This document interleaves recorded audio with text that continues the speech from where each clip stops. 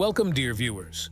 Today we will take a fascinating journey through the past to examine and discuss the many prohibitions and restrictions that have shaped public life in different periods. It is interesting to note how these prohibitions have affected our daily life, safety, and perception of the world in different decades. From children's play and transportation safety to food and entertainment, we will look at the variety of restrictions that have been imposed in the past and their impact on society. Get ready for an exciting dive into the history of prohibitions and restrictions that have left a mark on our daily lives. Don't forget to subscribe to our channel so you don't miss out on other fascinating investigations and looks at the past. Let's get started. Restrictions on smoking in public places have been implemented in response to the recognized health hazards associated with smoking. These legislative changes aim to protect not only smokers but also those in the vicinity from the harmful effects of tobacco smoke. Scientific research has confirmed that inhaling cigarette smoke can lead to severe respiratory and cardiovascular diseases, as well as other significant health issues.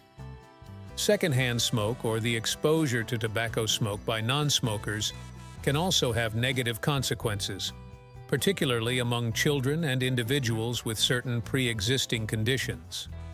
In light of these findings, public spaces such as restaurants, bars, transportation hubs, and workplaces have become areas where smoking is restricted or completely prohibited.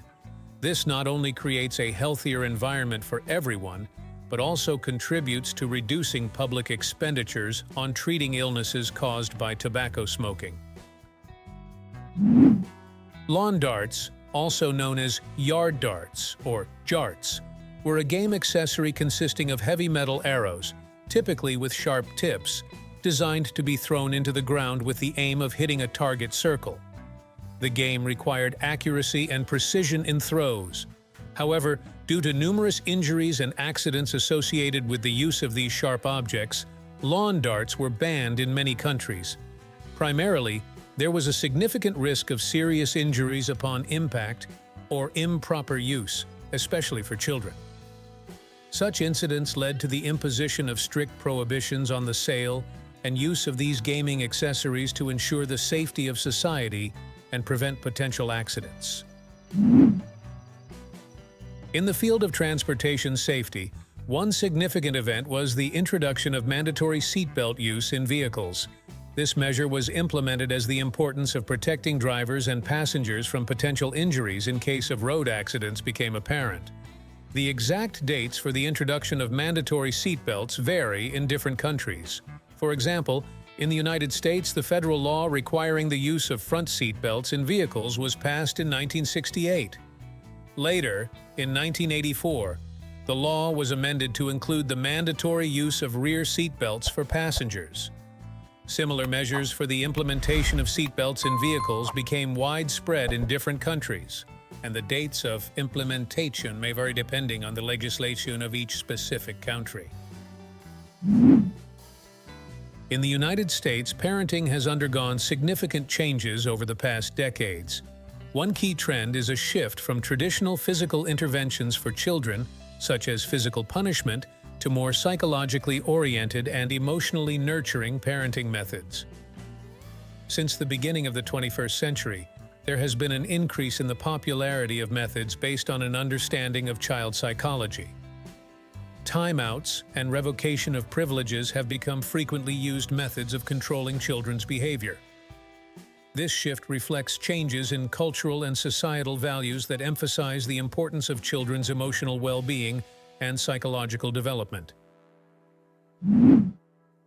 One specific example of banning certain types of games is the case of dodgeball. Dodgeball, previously a popular game on playgrounds and in schoolyards, has come to be seen as too violent and potentially dangerous to children's health. A number of educational institutions and public places have banned the game for safety reasons since the late 20th century. This example illustrates the changing public perceptions regarding the safety of certain types of entertainment for children and children's games over different periods of time. Laws and restrictions on play and activities have undergone changes over time, due to a growing awareness of risks and concern for the welfare of children. Over different time periods, bans on the use of mercury thermometers and certain types of toys were introduced due to concerns about their potential health hazards. For instance, in 2003, a ban on the production and sale of mercury thermometers was implemented in some countries due to the danger of mercury vapor in case of thermometer breakage. Regarding toys containing specific materials, including mercury, restrictions have been imposed over the past decades. For example, in 1978, the United States enacted the Consumer Product Safety Act, setting stringent standards for the content of mercury compounds in certain products. Later in 2008, the European Union implemented a ban on the use of mercury in certain types of products, including energy-saving light bulbs. These measures were taken to protect society, especially children, from potential dangers associated with exposure to mercury and other harmful substances. In the United States, significant changes have been introduced in the area of child safety. These measures are aimed at preventing injuries and keeping children safe in various situations. At the beginning of the 21st century, the mandatory use of bicycle helmets for children was introduced. This decision was made in response to the growing awareness of the risks of head injuries in bicycle accidents.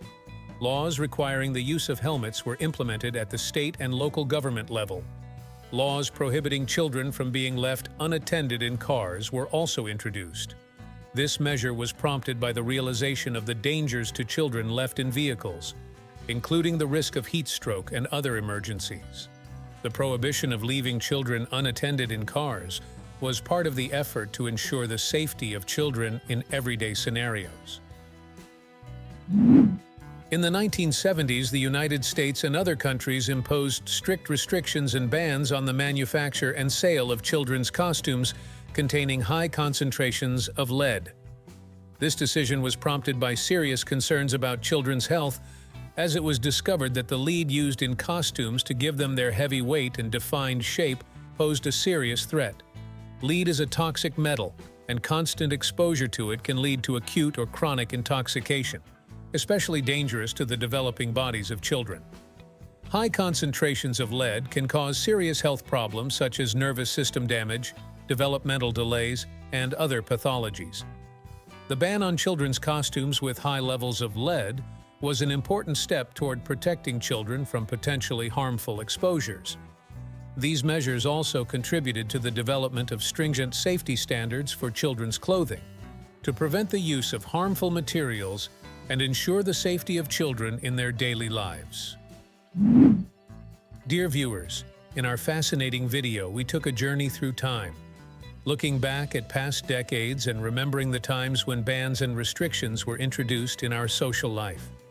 Each of us undoubtedly holds a memory of an era when the rules of the game changed dramatically, and some things that seemed commonplace were subjected to bans. These memories of past prohibitions make us think about how changes in laws and rules affect our daily lives. You may have learned something new or recalled your personal memories of these times.